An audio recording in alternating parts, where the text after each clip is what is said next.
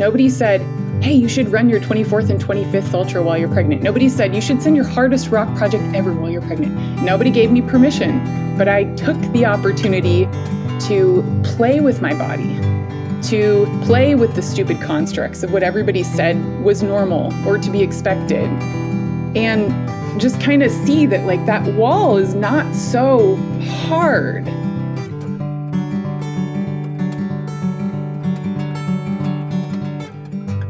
Hi, Raven. Welcome to the Beyond Listening podcast.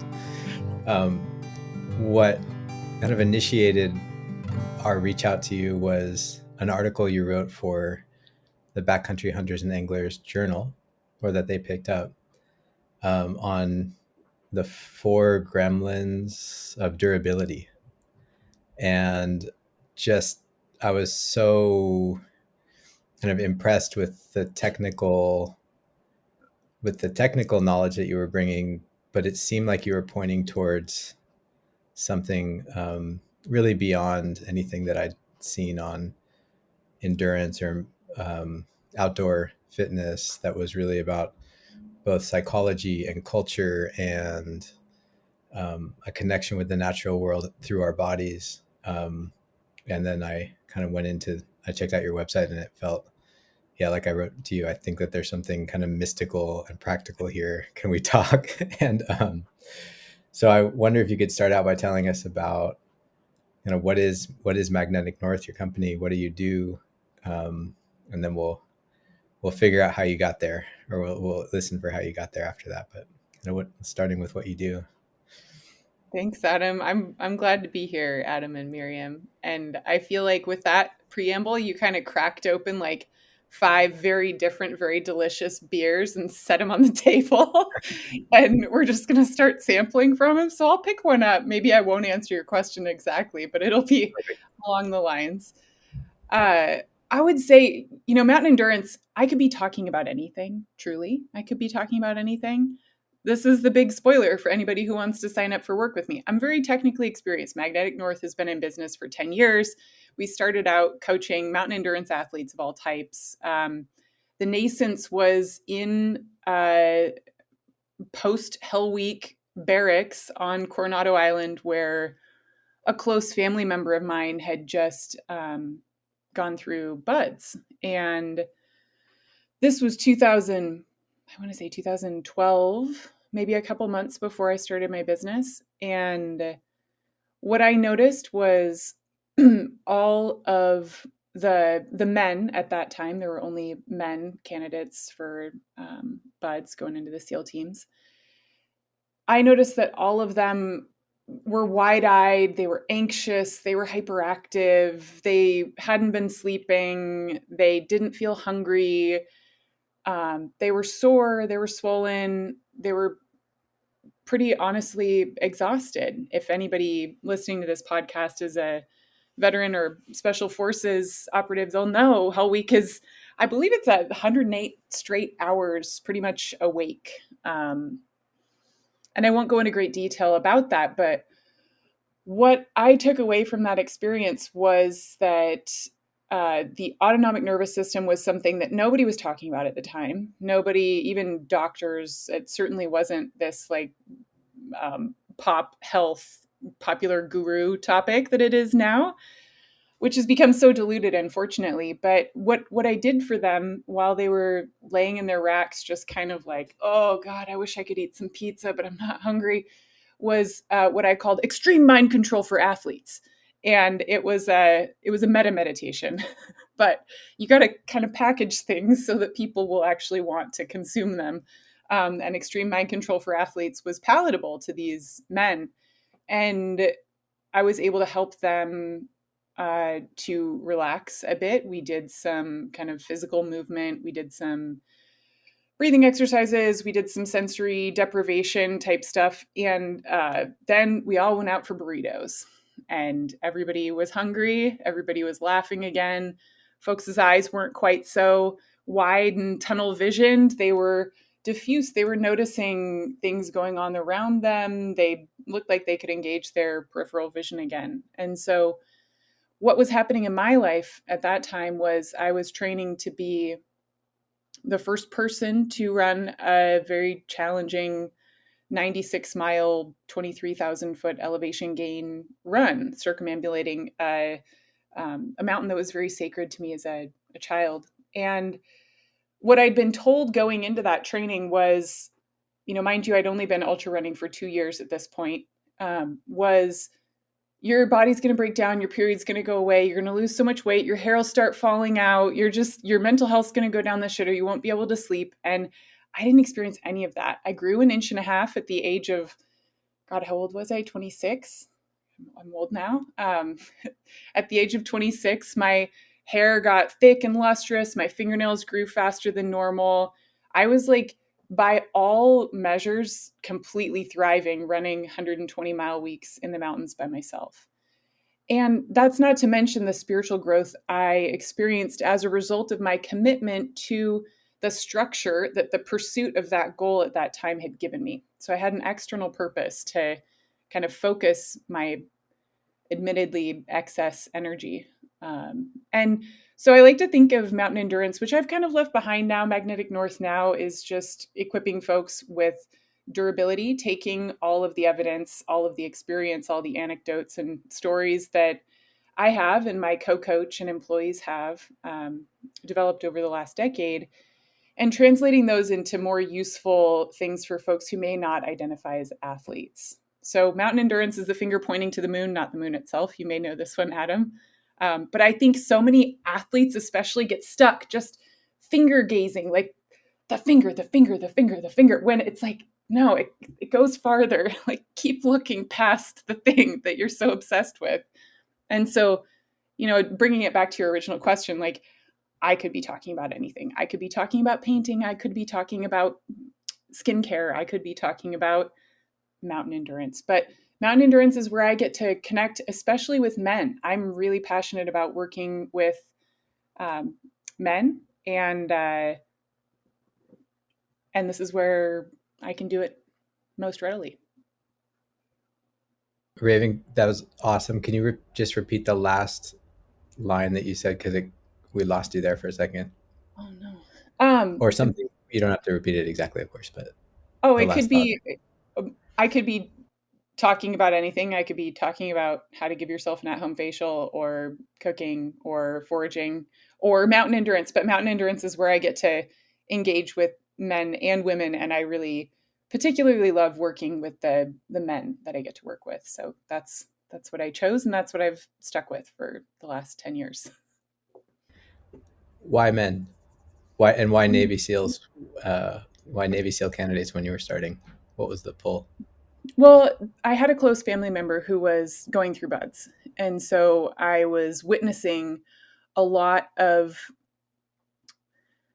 I am not a Navy SEAL. I've never been a member of the military. Bless those people who have done that and taken that route. And I've had the pleasure of working with a number of them. But as an alpine climber, you work in small teams where there's a lot of trust. There's an acceptance of a high level of objective hazard. There aren't many athletes out there who can expect themselves to go for 24, 36, 48 hours without stopping. And so when I had the privilege of meeting these folks in the SEAL teams, what I saw were a lot of similarities between myself and my climbing partners and between them. Um, there's a certain amount of commitment that you have when you're doing something long and hard and high and cold by yourself or in a small team that you just don't have as a triathlete. And that's not to say triathlon is bad. That's just to say it's a completely different beast.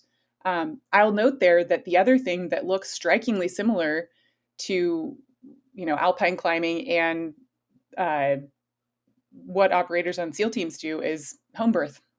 You're completely committed. You're dealing with a high level of potential objective hazard. You have to be in complete flow. You have to be in total partnership. You got to trust yourself. You have to trust your preparation. And it's an utter ultra endurance event. You have no control over how long it takes. It could take 12 hours. It could take 60 hours. And you just have to be ready for whatever happens. So yeah, ultra endurance, committed, ultra endurance, solo ultra endurance done on small teams is has really been my bread and butter for the last 10 years. I asked that question about, and you answered it, I think. But for those folks that haven't, wouldn't have read your article are going to look up magnetic north after we talk and don't know of you, what what's one of the things that struck me in the article that pointed me toward your work was the the focus. I would just say more of a feminine version, more of a feminine perspective, or a very feminine perspective on what on the outside are very masculine pursuits. And I'm using that like sort of archetypal split very consciously there, knowing that they're not, that's a false dichotomy in a lot of ways, but there's an overemphasis. And you said the dilution of the work on the autonomic nervous system, the dilution of a lot of the sort of what was the term you used, extreme mind control for athletes, sort of diluting towards like, here's how I can in 5 seconds get you to your highest potential mindset to Right. achieve your goal, that sort, versus like it's about being durable in a long-term pursuit, being durable and committed to a long-term pursuit where the very external variables are uncontrollable. Mm-hmm. To me that Yeah. was like, okay, and that's like an inner game, Yeah. is what it sounded like.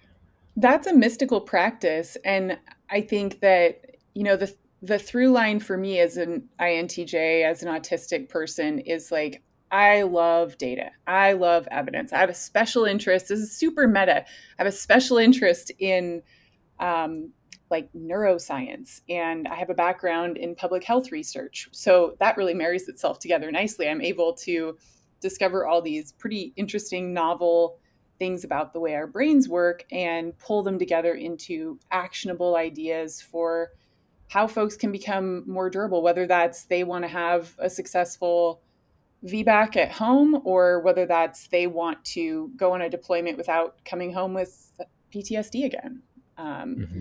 and yeah, and I think that there is a more feminine approach to it because inherently endurance is a female task, not just a feminine task. Our bodies physiologically are predisposed to ultra endurance. You and I, Adam, if you were to train exactly like me for 2 years, I would still completely pants you at a 50-mile race. If culture was removed from the conversation, but our minds limit Yeah. us. Our minds completely limit us. The things that I'm able to do by myself are so much wilder, um, so much greater than what I can do around other people, because being socialized as a woman your entire life, you're told you can't. You're not pretty if you do that. You're not a good woman if you do that. If you do that, you're going to get stalked, harassed, catcalled, whatever. And I just personally got to this point where I was like, fuck all that. I just want to be by myself. That's where I excel. But endurance is an inherently female task. The male body is predisposed for sprint activity and glycolytic activity. The female body, I mean, obviously, we all exist on a continuum. There are genders in between and far beyond male and female. But if we're just breaking it down to basic male female binary, the female body is the ultimate endurance machine, particularly the postpartum female body in her late 30s and early 40s. I can't wait to turn 40. What do you mean by durability? Oh, that's a good question.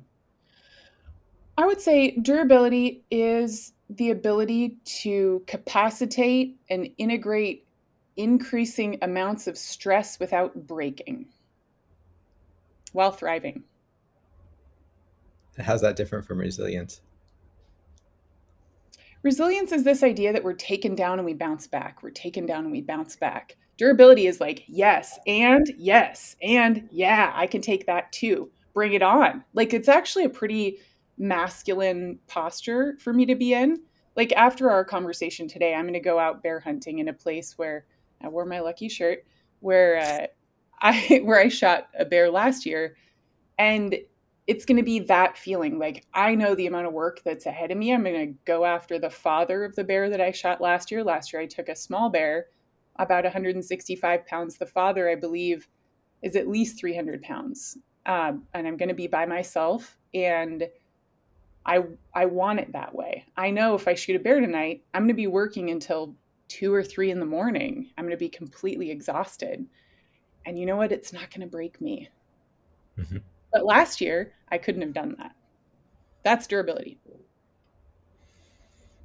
I'd so much rather be durable than resilient, Yeah, me personally. too. Sounds I better. mean, resilience also has an external orientation, I think. Yeah. Resilience is responsive. It's like, okay, where's it going to come from next? And I think, women, people of color, queer folks have always had to be resilient and have been praised for being resilient. And I don't want to be resilient. It always felt like, yeah, in that context, and which is where it seems to has been showing up in the last 2 years and getting another one of those diluted terms. So maybe I like durability because please don't let it get diluted. Trademark it or something, please. Because it No. Oh, because resilient. I know you won't do that, but I'm just making a joke there.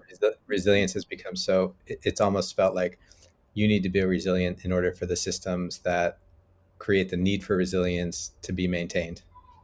Versus durability, the way you just said it is like I'm gonna.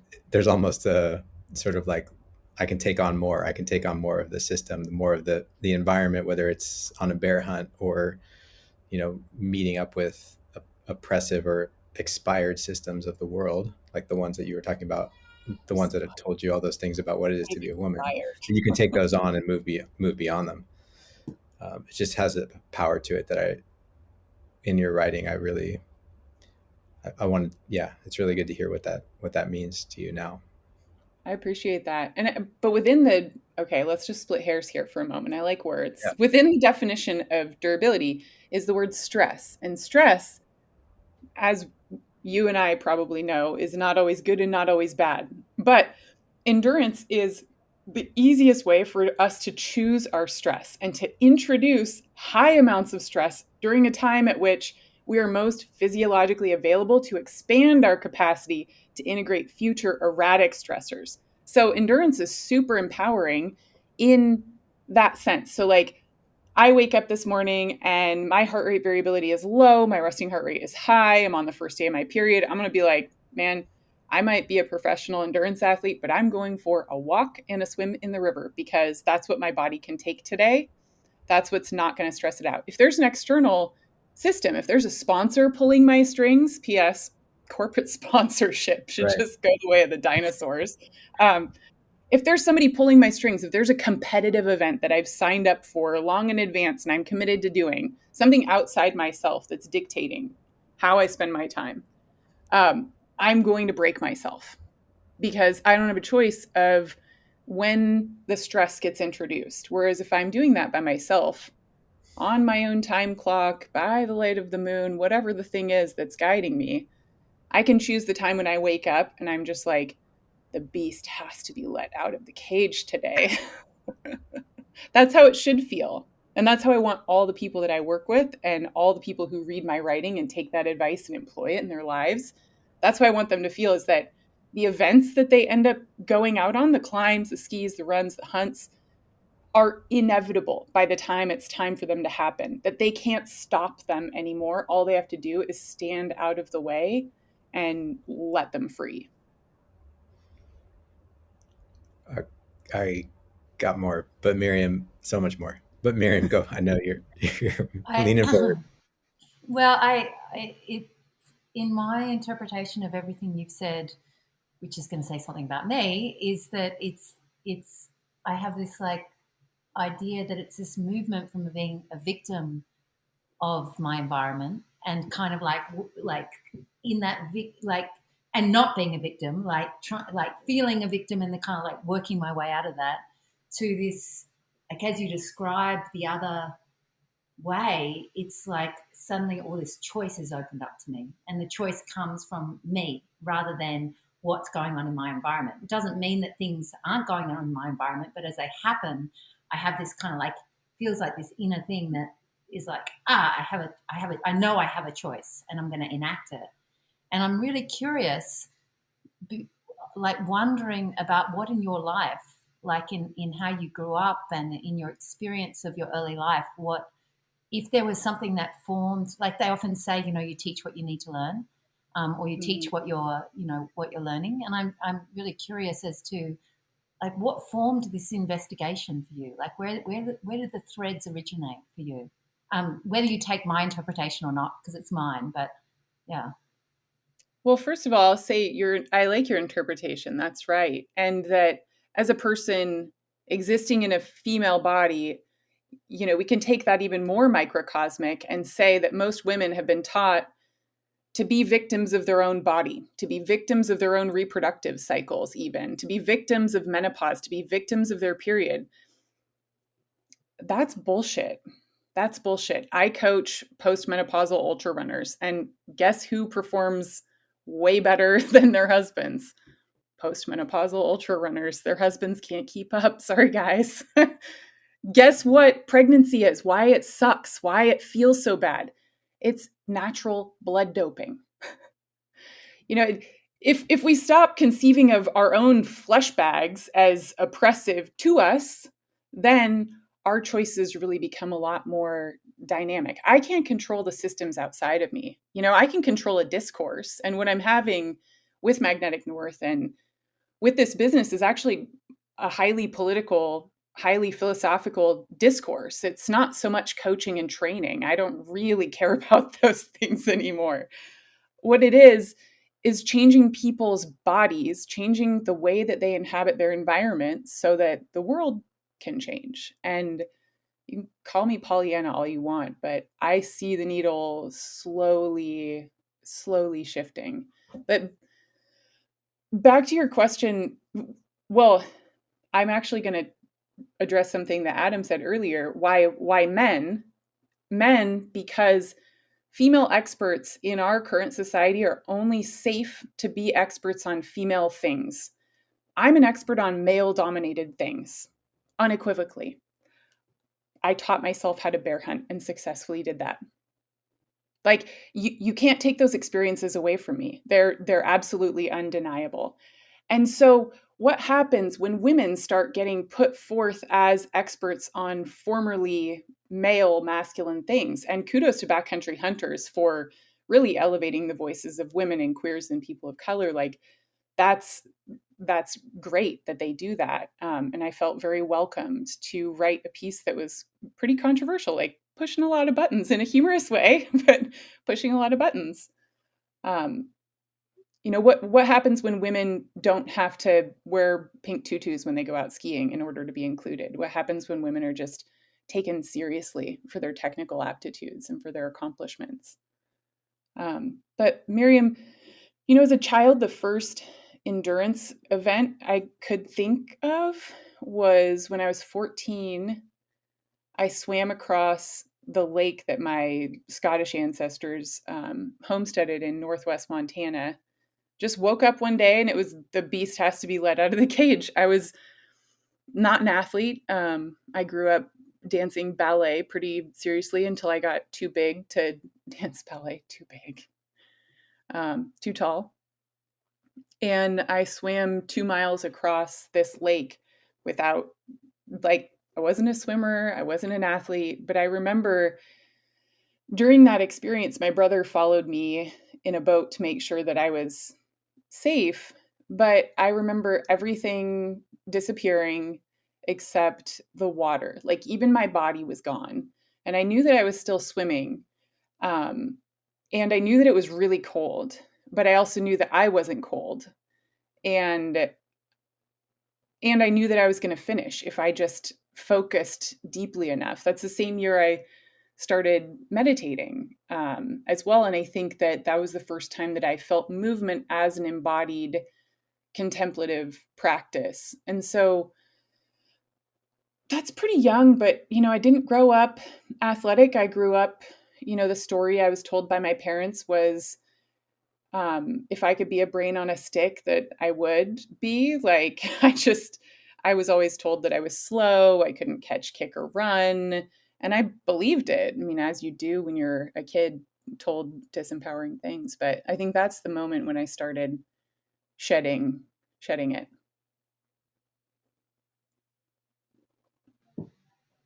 The like it's fascinating. Adam and I were talking last week about experience of the like our experience of the mystical, and Mm-hmm. the different ways people experience the mystical. And I just hear that. I know Adam mentioned before, but I just really hear that as such a central, like a central part of like this was your experience of something that was.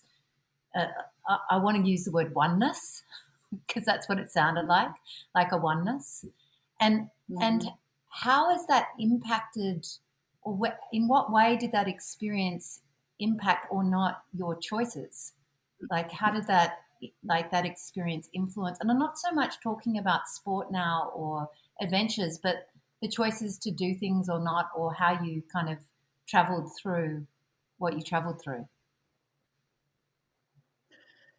Yeah, well, first I'll go way back, reach way back into the archives, and say my foundational spiritual practice is lucid dreaming and astral projection. And so um, when I was 6, my family took me to like a psychologist. I was having terrible nightmares, and the psychologist essentially equipped me with the tools I needed to lucid dream. And so, since I was 6, I grew up thinking that it was really normal to go into your dreams and essentially do shadow work for yourself in an astral body. And then, picked up Tibetan Buddhism and all of those practices. My brain loved the structure of that. Tibetan Buddhists are all about their rituals and their frameworks. And I'll halfway answer your question by describing a concept common in Tibetan Buddhism, and my Buddhist teachers are going to correct me here. I'm not a meditation teacher.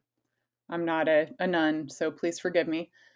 But there are 3 types of sleep, and this is another reason why I chose endurance as a metaphor, and I'm sticking to it. 3 types of sleep, and if we think of our consciousness as a continuum, waking is no different than sleeping, and we always have the option to be either asleep or conscious, kind of asleep at the wheel but still driving, or conscious in the waking or the sleeping state. And most people are just sleeping all the time. They're running unconscious scripts. They're letting their ego, when they're awake, drive them. They're letting their unconscious mind, when they're asleep, drive them. But we always have a choice to wake up. It's not linear. Well, the first type of sleep is the sleep of ignorance. This is the sleep that gives our bodies enough rest so that we can wake up the next morning and run on that dopamine fueled hamster wheel, actually accomplishing nothing, but like we accomplish the goals of capitalist patriarchy. That's all we can do. And we think that's living. And then the second type of sleep is the sleep of samsara. So, the sleep of ignorance, the mind and body have forgotten themselves. We've forgotten our trauma. We've forgotten our past. We've forgotten that we even have a body. We think a lot about, people's heads not being attached to their bodies. All the time we spend on screens. Sleep of ignorance. Sleep of samsara, the mind and body come crashing back together, and this can be really unpleasant because we suddenly become aware of our suffering, which is an inherent quality of being incarnated as a human. But in the sleep of samsara, we start being able to access some sort of lucidity in both waking and sleeping states. We can start to astrally project. And the mind and body are together. We've remembered ourselves back into the body. And so that's what I think endurance does in the waking consciousness, is invites people back into their bodies. And the invitation is pain. I feel something. And then we have the sleep of clear light. In the sleep of clear light, the mind and the body have come so close together, have realized themselves as one thing to such an extent that they dissolve. And so that's where we're astrally projecting. And personally, I take the form of only my hands, and then I become the northern lights, which is such a cool feeling. And the sleep of clear light, it doesn't happen all the time, but these are the type of dreams that give us a personal cosmology, that give us kind of that magnetic north, that heading to move toward over a long, long, long span of time. And, you know, personally, I'm an experienced lucid dreamer. Obviously, I've been doing it for 30 years and I teach people how to do this. I think that that's kind of the final frontier of endurance, really. Because there's such interesting shit out there that I'm learning, you know, both in the evidence and in the practice of astral projection around our ability to locate ourselves absolutely in space, our ability to project our consciousness to places our bodies have never physically been. This is all supported by evidence, and it's all in courses that I've created on the Durability School. Yeah, but I would say, like, how has that controlled my decisions? Paradoxically, it's given me a great sense of humor. Everything feels permeable to me.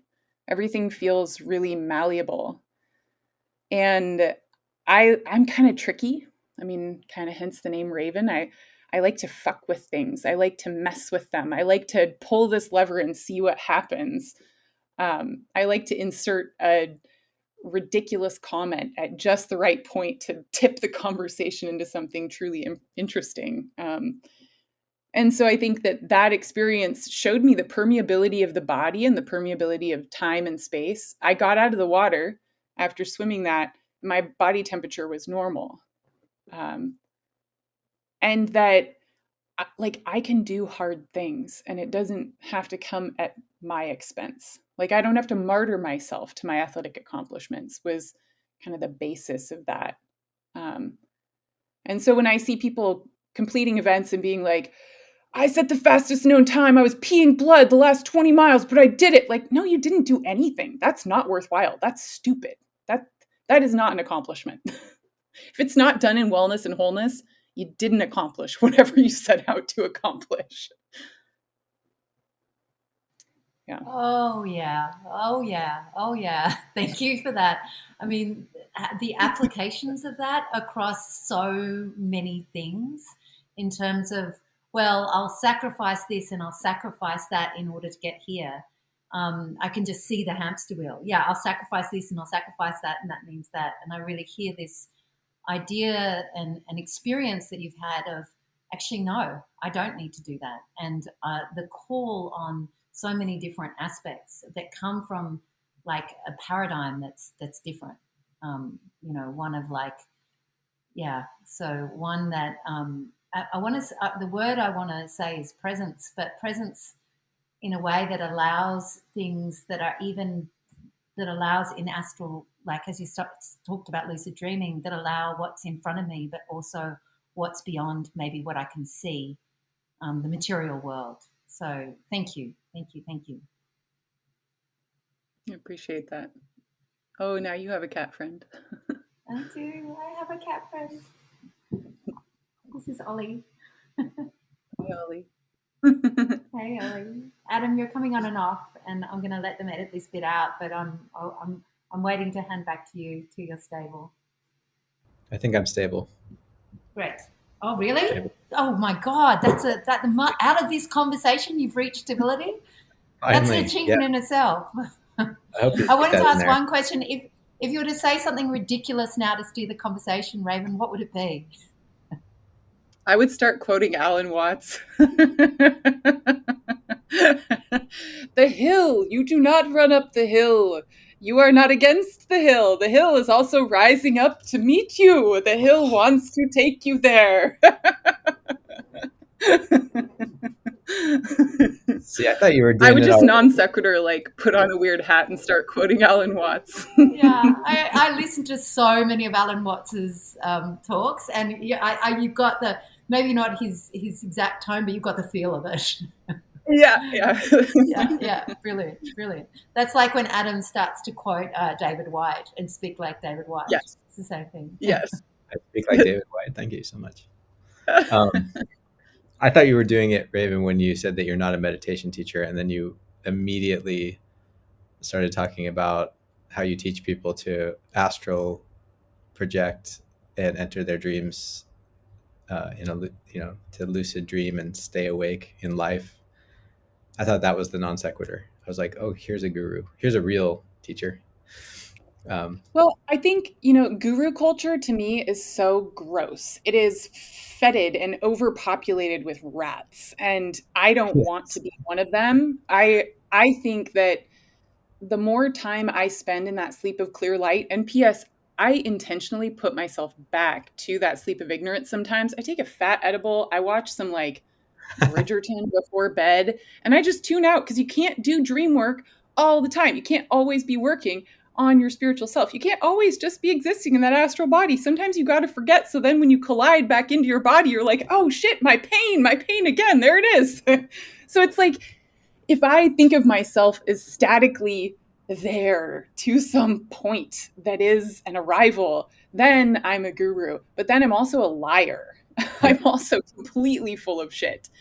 And if I take on this very pious tone and I dress only in white and I'm a vegan and, all these like very restrictive, self denying things, I'm not in my body. And in order to get to that sleep of clear light, that consciousness, I need to be kind of gutting it out, like in Yeah. the human existence. That's why I'm in this form. And to think of myself as better than or more enlightened than the next person is to deny the very basis of the Gnostic framework that I'm working within. And I like to say, I'm not a meditation teacher because I'm not going to try to teach somebody else's modality. Mm-hmm. I'm not going to try to teach MBSR. That's great for some people, not for me, not for my clients. I'm not going to try to teach any form of Buddhist meditation. I'm not a nun. That's not been my training. My training has been at the feet of the trees by the voice of the birds in the company of the nothing and everything. And so I can't take responsibility for or claim anything that's even coming out of my mouth as like my idea. That's such a dumb idea. That's so stupid. That's thinking of myself as an iconoclast and thus like a guru, I think would be really arrogant. I see myself as struggling and making 5 lifetimes of mistakes in one lifetime because I'm consuming this life and this existence so voraciously. And with that, comes a sense of humor and humbleness to kind of laugh at myself. Well, first of all, I'll say I don't know how important this is, but almost everyone I know who enters onto or has entered onto some form of a mystical path, though I know that's probably not the right word exactly, but you know what I mean, like one of inquiry and sort of spiritual practice, whether it's somebody else's or their own, or just this, questioning the reality, like what is this world which to others seems so defined, but to me feels permeable or movable or fragile. It happens around that age that you were talking about, Mm. 14, and Mm-hmm. through some like spontaneous experience of like seeing through the veil or something. And it really struck me when you said that. I was like, oh, that feels so familiar. I won't even say from my own experience, but from friends and people who are like, this was when that happened. Mm-hmm. So I'm just I, reflecting on that. I It was think really striking. that's repeated in a lot of cultures around the world. And, my ancestors are Sami and Scottish Highlander. And unfortunately, a lot of our traditions were either diluted or erased by Christian colonizers in a very short span of time. But remaining cultures, American indigenous cultures, for example, would have had rite of passage ceremonies at that age. What I can tell from the research I've done into my own ancestry is that the same would have happened then. And unfortunately, now there wasn't a rite of passage, but it's amazing how those traditions are so correct when we're placed in the environment, in the context in which they were originally generated, that you can't actually burn a witch. She's just going to come back in a couple generations, just going to skip a couple and come back. Yep. Um,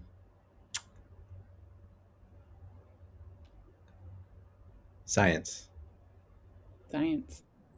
When I listened to one of your courses, I think it was the endurance course. Um, you said something which I was like, that is a freaking revelation right there for someone in a course in 2022. And it's probably not anything that you would expect, but there was a lot of revelations. But when you said in there, there's a lot of science in here, and if you don't understand the science, go and take a community college course on physiology or basic science to be able to understand and then interpret the data that we're receiving on so many health aspects, which to me was like so empowering and so subversive of, Mm-hmm. of the general sort of discourse, public discourse right now on science. Um, can you just talk more about how you're overlaying, like what's coming first for you, the science or the experience, how you're studying your own experiences and those experiments that you're doing that you're then sharing with the world? Like what's your process, and how are you integrating those parts of your teaching and learning? Really good question. That's part of the preamble to all my courses. You were going through the zones course, I think, and I'd love to hear from you. I Zones, mean, yeah, we zones. can just expose the course live on this podcast if you want, but that's part of the preamble to all of my courses because they are science heavy. I realize that what I'm saying in the coaching world or in the wellness world is pushing some buttons, and I don't want people to just take my word for it. I'm not going to build, I'm charismatic. I'm pretty. I get it. I could build a cult of personality around my work. That is so flimsy and that's so ego oriented and self indulgent. That's not going to persist when I'm gone. Um, what's going to persist is something that is objectively verifiable and yet can only be believed once it's embodied by experiencing it yourself. And so I think that to challenge someone like, oh, you don't agree with me? Why don't you teach yourself to look at the evidence that I've found and curated for you in this course and try to say that I'm wrong? I mean, if I'm wrong, I want to hear an evidence-based argument as to why you're rejecting what I've put forward. For all the criticism and trolling and cancel culture crap that I've endured over the years, nobody ever once has brought to me an evidence based rejection of something revolutionary that I've proposed in my work. And I think that says something that's really interesting. People are getting triggered and they're reacting emotionally. And what I want to do is I want to get people to react emotionally to what I'm saying, to say, oh, that's not what I learned. That's not what I heard in school. There are a lot of doctors in my community. There are a lot of nurses. There are a lot of mental health practitioners. There are a lot of other coaches who are taking my courses. And I just want to challenge them. Like nurses in our country, for example, even nurse practitioners aren't required to take a cadaver anatomy program like I took just because I thought it would be helpful when I first started my business. Before opening my business, I was like, I'm going to take an anatomy and physiology series and culminate in a cadaver lab. That made sense to me. But like healthcare professionals who are in charge of our bodies, to whom we abdicate the authority over our own health and wellness, um, haven't even seen the inside of a human body. Many of them. What a shame. That doesn't make any sense. So I want to give people essentially like, I want to hand the scalpel to somebody and say, here, you look. You don't think you have an omentum in your gut? Why don't you check? You don't think your psoas is sensory perceptive tissue? Why don't you poke at it? Get in there. Get messy. But I think that I have an unusual aptitude for making distal logical connections between things and being able to read peer-reviewed articles and not get super confused. Sometimes I have to run them by like doctor or scientist friends to be like, is what I think happening actually happening here? Because it does get a bit heavy, but I like to, oh, wow, a red-tailed hawk just landed and is watching us now. Oh, that's cool. Um, Huge. What I like to do is use that aptitude to present people with this charcuterie platter of delicious options. So my degree's in political psychology, and where I position myself is as a radical, right? So we have the traditionally conservative, not the conservative party, a conservative reaction to stasis is to maintain status quo, conservative. Liberal reaction to the stasis is to reject the stasis and go in the opposite direction. You say yes, I say no. You say black, I say white. They're both a reaction to the status quo. What a radical reaction is to the status quo is just to say, have you ever thought about it this way? If you ask misogynistic questions, you're going to get misogynistic answers. But if you start asking different questions altogether, you can blow apart constructs faster than you can even do a Google search. I mean, so I would say, like, when I feel stuck in my work, and sometimes it happens, all I need to do is like take some mushrooms and sit down at my computer one evening and just start diving into PubMed. I usually start with, I fangirl a couple of scientists, a couple of like research doctors, and I follow them on my browser, and I just start reading. What have they been up to? What have they been publishing lately? And sometimes that'll spawn a new course or a new idea. And then I go sleep under my trees and try to receive an answer about how to organize the material. And sometimes I get an answer. Sometimes I just get a bunch of bug bites. And that's how it works. But sometimes things arise in my body, like my whole pregnant athlete work. I'm so grateful to myself for having the audacity and the knowing and the ability to just tune out everyone else's stupid opinions. When I first got surprise pregnant with my daughter, nobody said, hey, you should run your 24th and 25th ultra while you're pregnant. Nobody said, you should send your hardest rock project ever while you're pregnant. Nobody said, hey, you should teach yourself how to grouse hunt and go to the shooting range with your 12 gauge while you're pregnant. Nobody said those things. Nobody gave me permission, but I took the opportunity to play with my body, to play with the stupid constructs of what everybody said was normal or to be expected, and just kind of see that like that wall is not so hard. So sometimes new material arises from my experience. And with the pregnant athlete stuff, man, I was absolutely unpumpable. I could not get pumped climbing. There was this climb that I was trying to send out a couple miles from home. It was 13 bolts long and hard for me, a sport climb. I'm not much of a sport climber. And for months prior to getting pregnant, I had climbed it, 40, 50 times. And I would always whip at the same part. I would get so pumped, my hands just wouldn't work anymore, and I'd peel off the climb. It wasn't a mental thing, it was purely physical.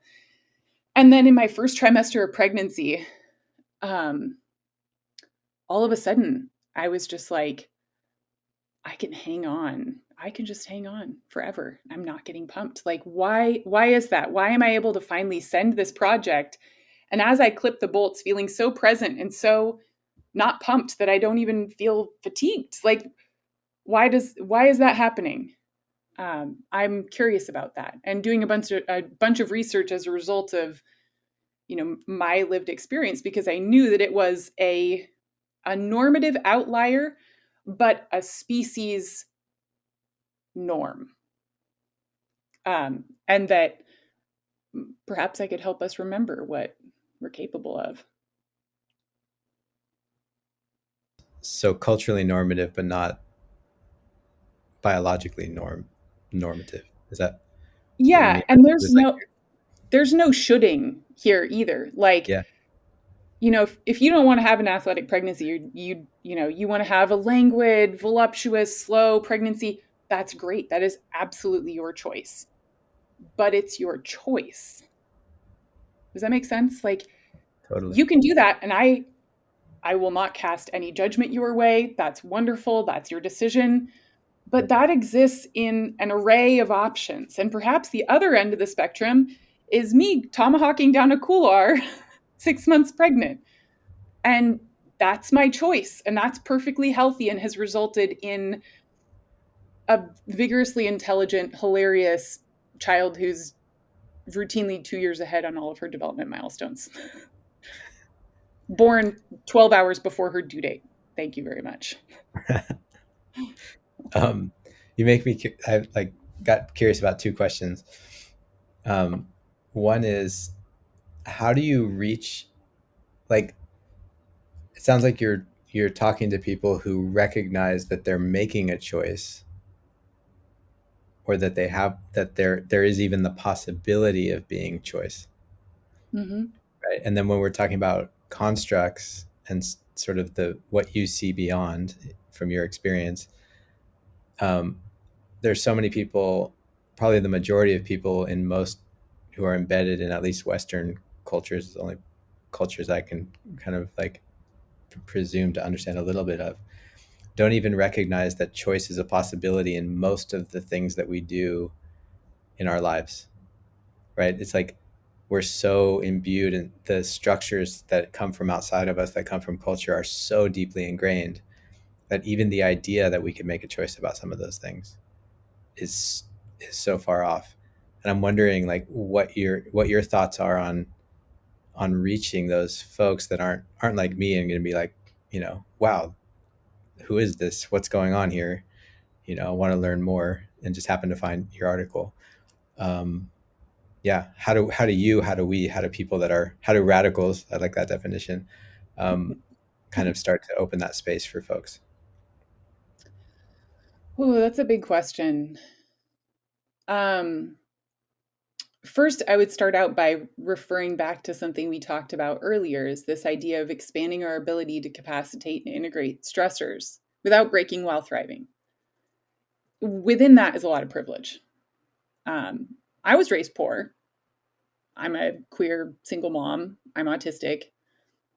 But I also have a lot of privilege. I do have a lot more choices than a lot of other folks. And so I think it's important to recognize that as my frame of reference. Um, I think with that, you know, we can't control the outside world, but in our current competitive, externally oriented, mechanical barometered endurance culture, we presume to have some personal control over that which we cannot control. And when we don't get our way, we are bitchy little toddlers about it. We want our medal. I want my medal. I want my personal best. Praise me on Strava. This is all so external. It's so external. And I'm using this as a metaphor to answer your question because your question's huge. And I don't know if I can get my arms around it, but I'll try. Whereas the endurance paradigm that I like to expose people to and ask them to come a bit closer to is entirely internally referenced. So, I mean, we all experience hardships. I had a hard period of time earlier this year, a couple months that just felt like everywhere I went, something was testing me. Um, I certainly felt like a self pitying lump a number of days. Did I stay there? No. What did I choose to do instead? I chose to continue on with my endurance process because I knew that that stress is going to keep coming at me. That erratic stress is going to keep barraging me and assaulting me. And some communities, unfortunately, experience a vastly larger amount of those erratic stressors, have much less control over their environments or the circumstances of their lives. But if I'm on top of my endurance process, I know that in the future, when that same stress comes knocking at my door, I'm going to be able to stay more present. More of my brain is going to be able to show up to that difficult conversation or that difficult interaction. Um, yeah, I think that's the important part. So I heard, like, as an answer to the question, choosing the realm in which we can reach people. Yeah. Like for you, it's endurance. I was thinking in our, we use, I don't know if this is going to go on the recording because maybe it'll give away our Trojan horse. Um, we use business, we use organizations, and then we unpack, okay, here's all the management theory that is and what that's based on, and here's why you're using it now, and here's the other options, and we start to unpack kind of how each person is interacting with that, whether they're Mm-hmm. subject, whether they believe that they're subject to it because they're employees, or that they Mm-hmm. believe that they have power over it. They're still subject to it if they're bosses or in leadership, and then we can start to untangle that, and we don't really know where it's going for them. Yeah, definitely take this out. We can never presume to say, yeah, this is going to make your business better, or you're going to reach that outcome, but we're returning them back to that intrinsic sense of themselves and soul and spirit and nature and all of these things through like kind of untangling in that one venue. Um, Mm-hmm. that was kind of that's how I heard you partially answering that question in my own frame. Well, how about leave this next part in? Yes, Maybe this will fit contiguous or with the leave previous. everything you say unless you say take it out. By the way, Okay. Is that, anything that is done in a radical or Gnostic paradigm is inherently contradictory. Like, I exist in constant paradox, and sometimes people will be like, oh snap, I'm calling you out, and it's like, yeah, I know, can't resolve that for you, don't know why it is that way, but it's a paradox. So simultaneously having the realization that I am the northern lights, I am the electricity that permeates it all, which, by the way, completely sober realization. um, I am part of everything. I am the everything. This is such a tautological platitude for so many new agey folks, but we're composed of carbon. We are everything, but at the same time, all I can control is this little vehicle, this little body, and the choices that it makes. Um, I think that exists in great paradox. I don't honestly have a great answer for you, I have another but question, another inquiry based on what you mhm. just said. Um, and then Miriam, I'm going to throw it over to you, but I got to get this one out there. Are you leaning in because you have something, Miriam? No, kind of. Can you wait? Can it wait till after this one? Okay. Um, you talked about privilege, and I know that this is. I feel like I have no right to question privilege. Just to be honest with you, because I fit all the categories of a Yeah, person with privilege. Um, but I've had experiences, and I think Miriam, you know, through our families, um, of very different cultures that would not tick those boxes of privilege, but who have different sort of built-in mechanisms for resilience or for durability. hmm Both of those, I think, the way that we've been talking about it. And when I examine it, and kind of what I've experienced there is that intact family systems, connection with place, community, less of a focus on individual pursuits, individual, whether it's career, primarily career and money and accumulation of material things, that tends to dominate our culture. The sense of durability and resilience, both of those things, is like something, is a privilege that I in my privilege wish I could have. hmm And I feel like part of what we're talking about here is like, what do we do with what we've got in our culture, which has become so hyper individualistic, and you're meeting people that are like looking at that outcome and that goal orientation and like trying to turn them around to something else. But I yeah, it's hard. It's interesting. This is a paradoxical answer, and I realize it. I'm a yeah, super introvert. I'm autistic. I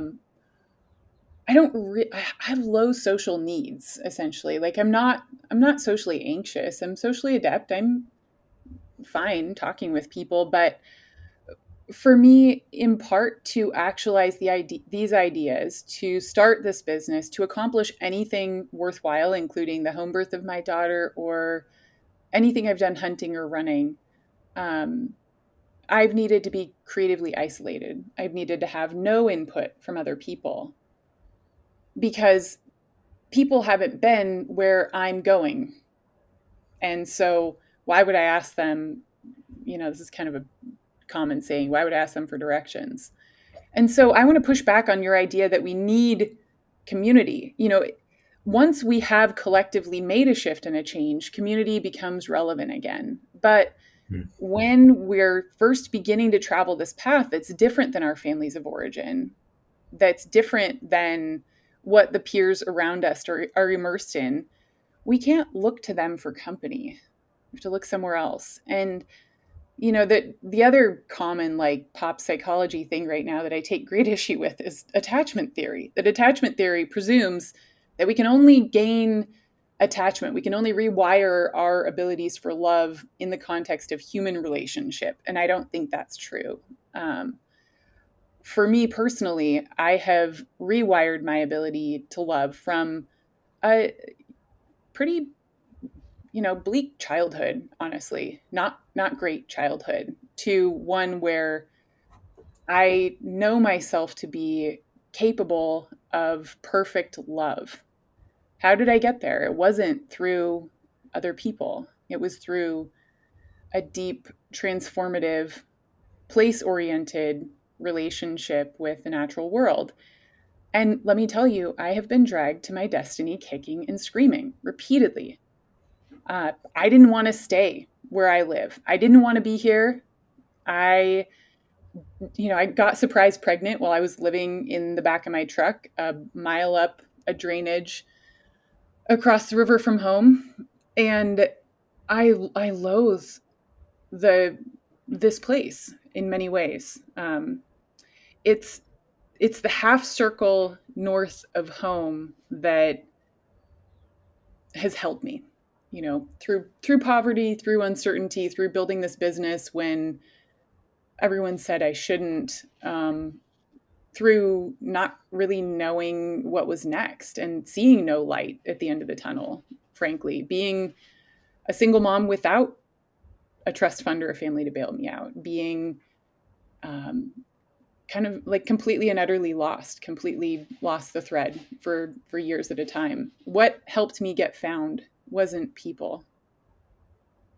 That doesn't mean that I exist in isolation. That doesn't mean that I conceive of myself as being alone. When people, remark, "Oh, you do all these things alone," it's like, yeah, I mean, yeah, ish. Like, I'm out there talking to the birds. I'm out there in great company. These are the neighbors I want to have. I want to have the cougar neighbors. I don't really want to associate with the people so much.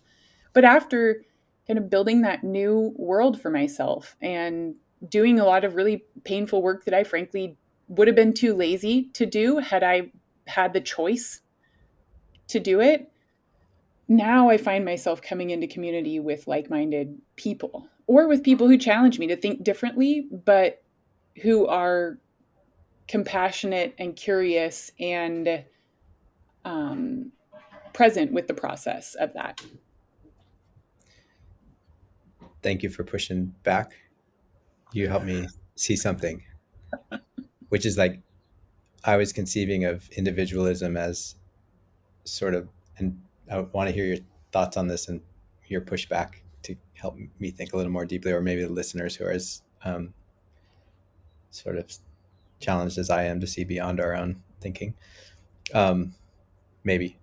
Um, like thinking about individualism as being an human conundrum versus like separation, a culture of separation. Culture of separation, that's right. So it's like you can be connected to people and community and culture and place and or spirit through the animals, through the trees, through and everything that's beyond that.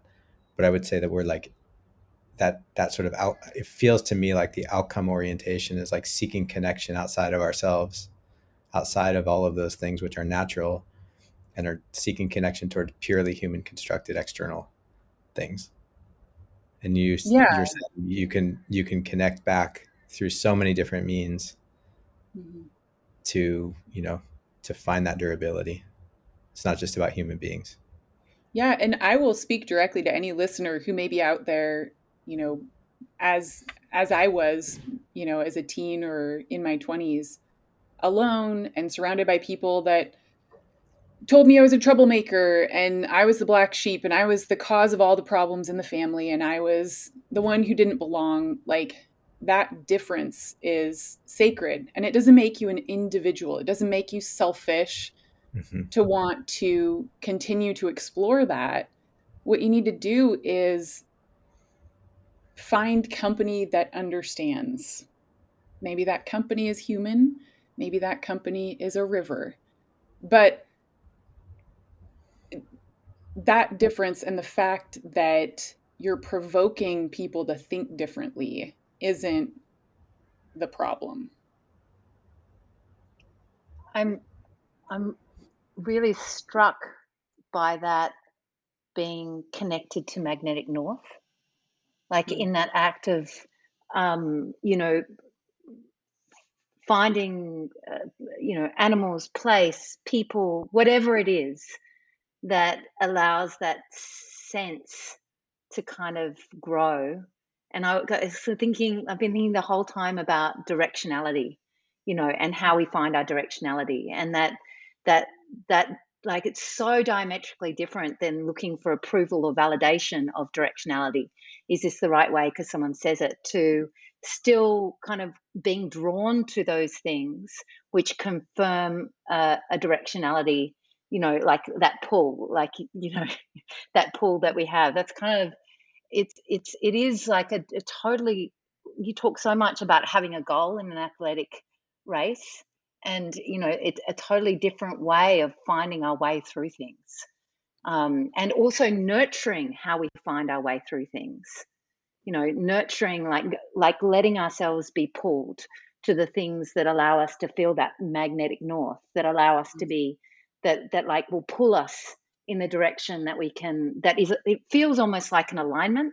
Like that's, at least that's how I've experienced it in my life. Like, I'm being pulled now, and somehow it's like I'm touching my stomach. It's like I can feel like I'm being pulled from the right place. That's what it feels like, Mhm. rather than kind of being pushed and shoved. And you know, within everything you talk about in terms of, you know, competition and you know all of those things, and even the nervous system, like thinking about how you discuss the nervous system, even listening to you talk about the nervous system, I'm starting to understand it in a different way, where it's like the things that get up in the way of actually feeling that or sensing that or allowing ourselves to be pulled by that magnetic north, what I'm calling a magnetic north. You know, I don't know if that's correct to your understanding, but that's, as I'm listening, I kind of, that's what's coming to me. Well, I think there's a point at which a goal stops serving the progress of the athlete. And I love catching people at that point. Sometimes people will sign up for work with me, and I take fewer and fewer individual coaching clients myself now. But when people sign up with me and they're like, I don't really know why I'm signing up with you. Like, it's probably not your thing. I don't really have a goal. I'm like, yeah, that's my thing. That's the point right there. Like, you have all this physical background. You know, you were like a comp climber as a kid, and now you've lost the thread on that. You forgot your ego shell. Like, okay, let's start there. That's where the work gets truly exciting. So for me, you know, 10 years ago, I needed that goal as an outside excuse to care for myself. I was never taught to care for myself in the ways that I ought to, and in the ways that can bring forth my greatest spiritual and creative gifts. And that goal taught me how to care for myself. And so I'm grateful to it. But at this point in my life, I keep existing as a more and more ambiguous and malleable version of myself, um, that is less easily defined. It makes me uncomfortable. It makes me itchy. But what it is a kind of seeing that I don't need my eyes for. Sometimes when I'm out hunting, like last elk season, for whatever reason, elk, I mean, anybody who's ever hunted elk knows you have to walk. I mean, if you're spot and stalking elk, you're walking fast and far, and they're tricky. But whenever I'm out looking for them, I always find myself closing my eyes and walking, and I'm kind of guided from some other place. Miriam, like you're saying, your gut, I think for me, it's somewhere like maybe my chest or my solar plexus. I'm guided in different ways. And all of a sudden, boom, there's some tracks. And so for me, by forgetting the point, I stumble upon the gifts.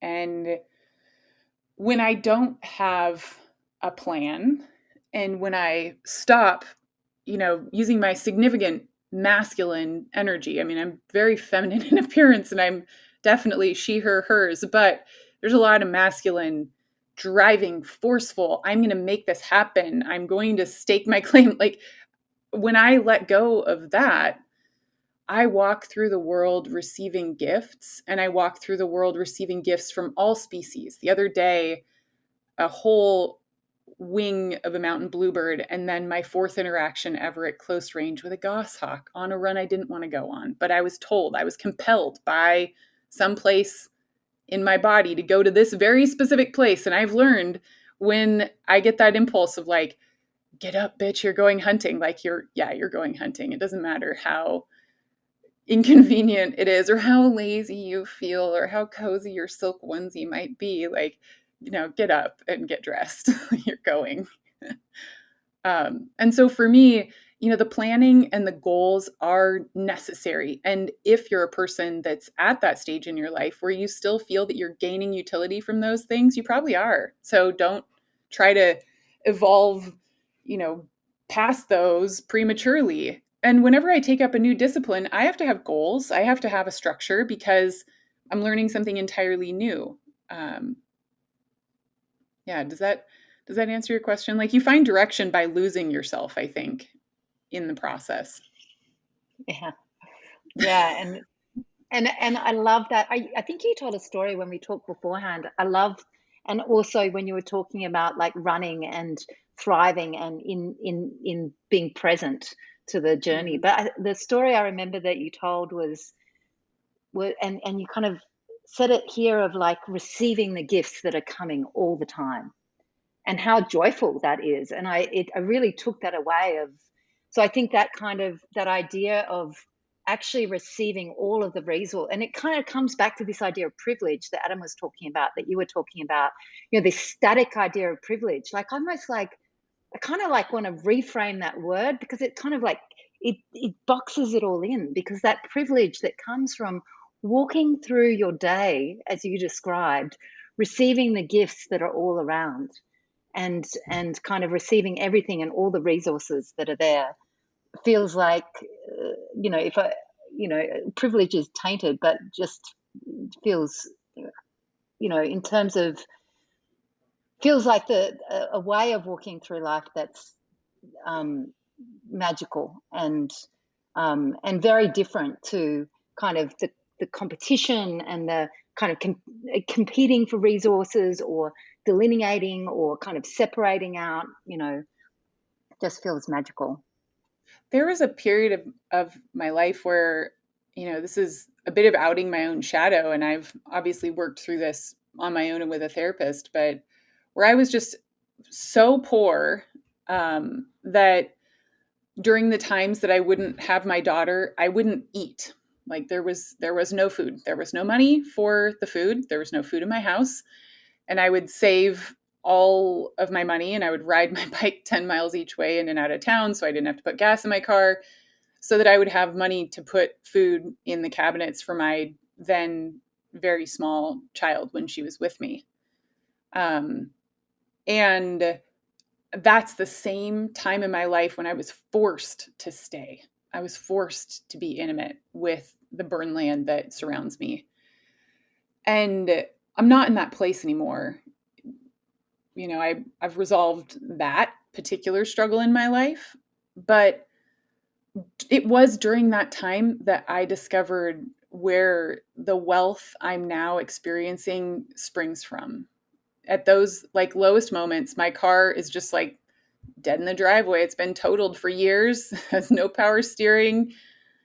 I don't know how I'm going to pay for snow plowing this winter, let alone, my child's school fees. broker than broke. Nobody fucking there to bail me out. No boyfriend, no family, nothing. And I remember just feeling completely destitute, completely empty. And the only thing that I could do was go running in the the burned land close to my house. And when I moved here, I thought it was so ugly. Oh, it's so ugly. Look how black, and there's just sticks everywhere. It's not pretty. There's nothing, pornographically beautiful that I can point my camera in any direction and not know how to digest this beauty, but produce something beautiful and magical to post on my social media feed. That's just not a place like that. And during those times, one day in particular, I remember taking my run on the local hill and getting into the river that I now regard as sacred, and just letting the river hold me. And I had no idea where I was going, but I knew that the work I was doing was the right work for me to be doing, that I wasn't quite at a dead end. If I wanted to, I could have rung the bell and gone back to the city and gotten another fancy 6-figure desk job and resolved the immediate problem, the immediate discomfort. But then what would I have sacrificed by way of a relationship with my child? She'd be in daycare all day. I would never see her. I'd be stressed. I'd be rushed. I'd be annoyed with her all the time. I would never have intimacy with place. I would never live close to the earth. My body would decay. My mind would decay. My time would be someone else's. And so in that moment of complete and utter destitution with the river holding me, I still knew, like, you have to stay the course. You have to continue. And so I had an extreme amount of privilege still in that moment because I had a choice. And I had the amount of privilege to choose my own poverty. And I really ran it out. But it was in those moments of having absolutely nothing and being able to go absolutely nowhere outside of myself that now I've built upon a foundation of such subtle richness that I feel unshakable. I mean, at that time, too, I was also experiencing repeated diagnoses of skin cancer. I had 4 different kinds of skin cancer in 2 years, over and over and over again. My doctor's 3 hours away. My car's a piece of shit. Nobody is there to drive me to my appointments. I've got these big, ugly scars where my melanoma used to be on my legs, of all places, on my legs. But there was never a doubt that it was wrong to be on this path of closeness with my child, and with this place that challenges me and chagrins me and teases me and just slaps me upside the head with a late March snowstorm that just makes me cry every year.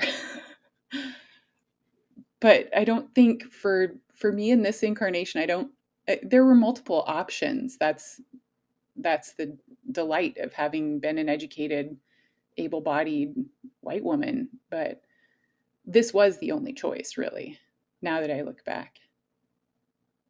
But it couldn't have been a goal. And if you would have told me 10 years ago what the next 10 years would constitute, I'd be like, no thanks. No. The one thing that I thought we were missing in this, hopefully, first podcast was how did you start your business? And How? what was, well, that was, I feel like you just answered it in the most like raw, authentic. I'm gonna say this word. It's my word. Doesn't have to be true to your experience, but poetic. Like not in the pornographic poetry kind of way. Not in the Yeah. David. Well, I don't know. David White's a little, but you know what I mean. Just the rawness of it. Um, yeah, and I felt like that was the. I don't know if that's the end or the beginning, but thank you for that piece there.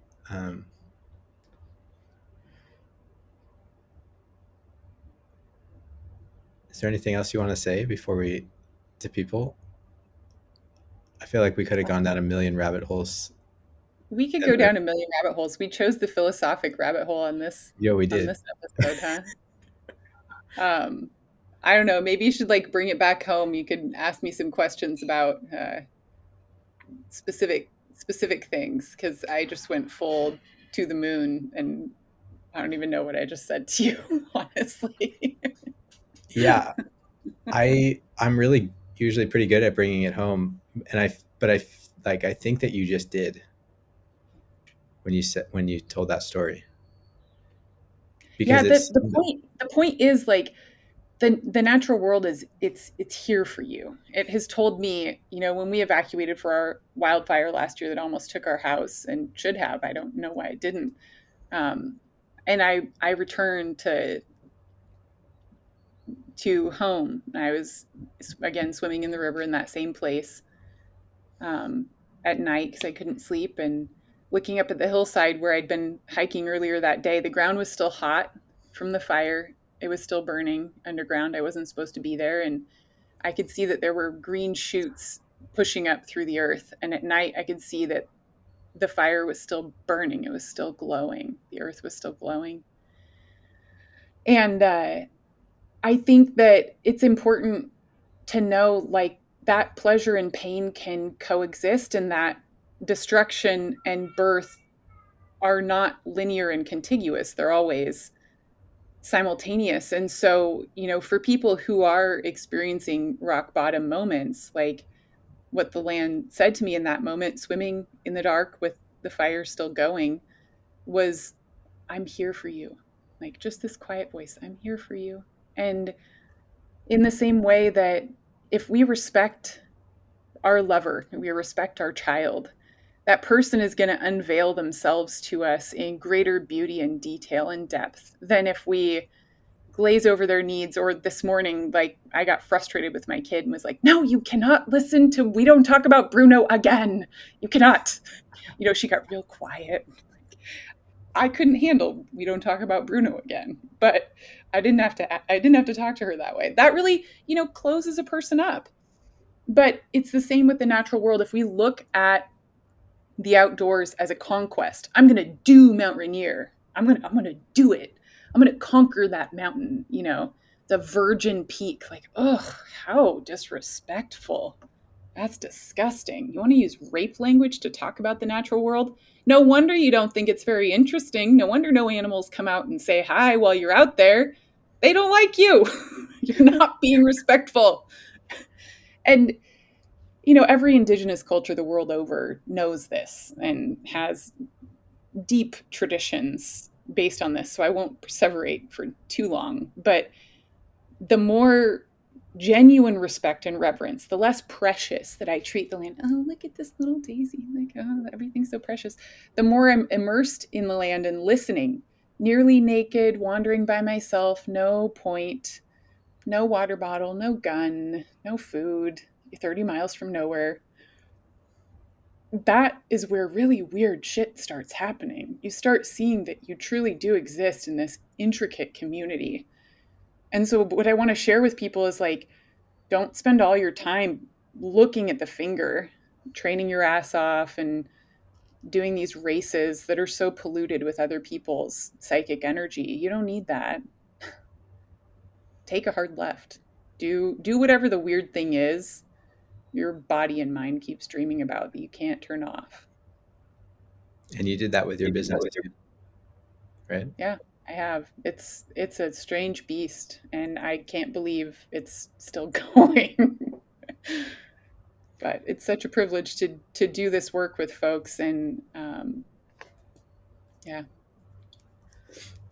I hope people will get as curious as we did when we started looking up your stuff, and like also drawing the lines between our philosophical mystical conversation that talk about endurance in the body and nature, um, and if they're not you know philosophical people or spiritually oriented people, or if they're not athletes or want to be athletes, that they can see that they're able to kind of mine the depths of what you've been talking about and how it applies to their own life and the outcome orientation and the goal orientation, sort of extrinsic and cultured way that we look at our lives, and they hear your invitation to turn back inward, looking towards our own, the guidance that we have that is coming from everywhere.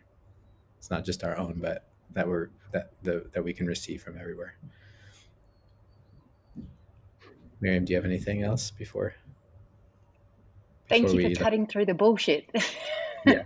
Thank you for cutting through the bullshit. Yeah. I like, yes, just to My have your nervous voice. system. Yeah, it's like it's just to have your voice fully here. Not there's a sense that I have of you not editing yourself, and it's an inspiration for me. So thank you. I am it's a place I want to be myself, and I'm working I on it. try to So thank you. communicate courageously Yeah. at all times and nefariously. But for people who aren't that esoteric, or we're just kind of like, okay, Raven, now what? What does this all mean? I don't think you all have to go trip balls way deep in the wilderness to reap the benefits, or to even understand or apply what it is that I've been doing. That's the point, is that you can be happy with the finger for now. You know, there's the durability school is online. It's 9 courses deep currently. Every course is super rich with evidence and sound and text transcripts and practical guidance, tons of coaching wisdom. And that comes with a monthly Q&A call, where I answer folks' individual questions. It's pretty good bang for your buck. And I have a co-coach, and hopefully soon a couple more coaches throughout the world, because I can't manage all the time zones. Sometimes got a couple folks in New Zealand, and it's just really hard. That's hard. That's a hard time zone to work with. But they are definitely taking clients. I take one person per month on my own coaching roster. And my co-coaches usually, they're Emily right now is a certified yoga instructor, certified personal trainer, certified holistic nutrition expert. She's got all the qualifications, and she gets into the nitty gritty with folks, builds them training plans, builds them strength training plans, tells them what to eat, tells them how to eat. And so if you're just getting started in a new sport and not wanting to break down, or, one of our specialties is helping amenorrheic athletes start menstruating again without gaining any weight or stopping their training. Those are all interesting places to engage. If you want to do the more esoteric stuff, then you can always sign up for a consult with me. But I will not be your guru. I will not be anyone's guru. I will keep a distance from that.